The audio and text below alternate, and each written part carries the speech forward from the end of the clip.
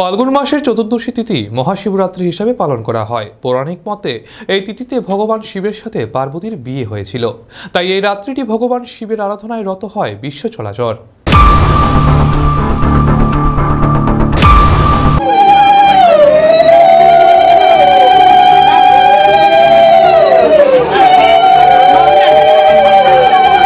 হিন্দু পঞ্জিকা অনুসারে প্রতি মাসের কৃষ্ণপক্ষের চতুর্দশী তিথিতে মাসিক শিবরাত্রির উপবাস ও পুজো করা হয়।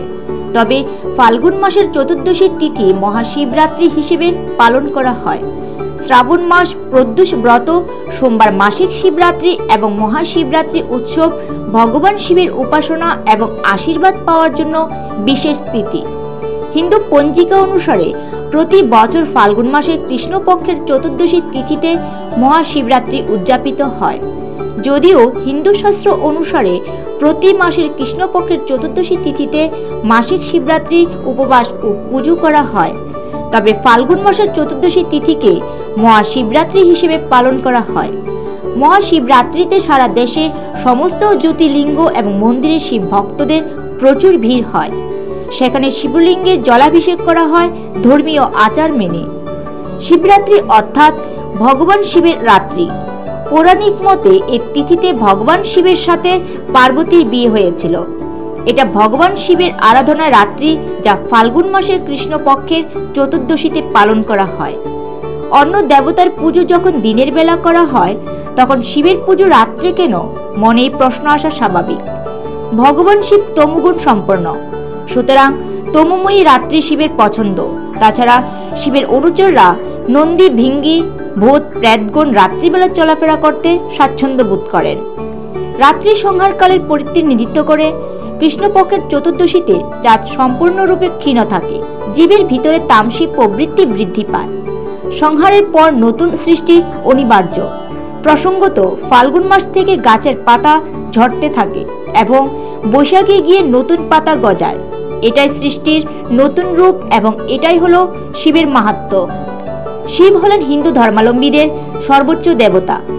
সনাতন ধর্মের শাস্ত্রসমূহে তিনি পরম সত্তারূপে ঘোষিত।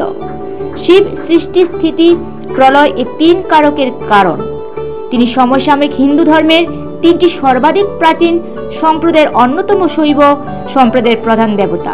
ভগবান শিবের উদ্দেশ্যে উৎসর্গীকৃত এই শুভ রাত্রি লক্ষ লক্ষ মানুষের হৃদয়ে অপরিসীম তাৎপর্য বহন করে।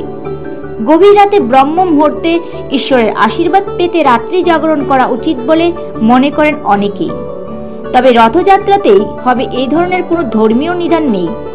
উল্লেখ্য যে পৃথিবী প্রতিদিন শান্তিতে ঘুমিয়ে থাকে, তবু বিশ্বাস করা হয় যে মহান শিবরাত্রির রাতে ঘুমানো উচিত নয়। মহাশিবরাত্রি ব্রত পালন ভক্তদের আধ্যাত্মিক শান্তি এবং আধ্যাত্মিকতা অর্জনে সাহায্য করে এবং ভগবান শিবের আশীর্বাদ লাভ করে বলে বিশ্বাস করা হয়। এটি মন ও শরীরকে পবিত্র করে এবং নেতিবাচক প্রবণতা কাটিয়ে উঠতে সাহায্য করে বলেও বিশ্বাস করা হয়। মহাশিবরাত্রি হলো সে মহারাত্রি যা শিব উপাসনার সঙ্গে ঘনিষ্ঠভাবে সম্পর্কযুক্ত। এই উৎসব শিবের দৈব অবতারের একটি শুভ উৎসব। নিরাকার থেকে আকারে তার অবতারের রাতকে বলা হয় মহাশিবরাত্রি।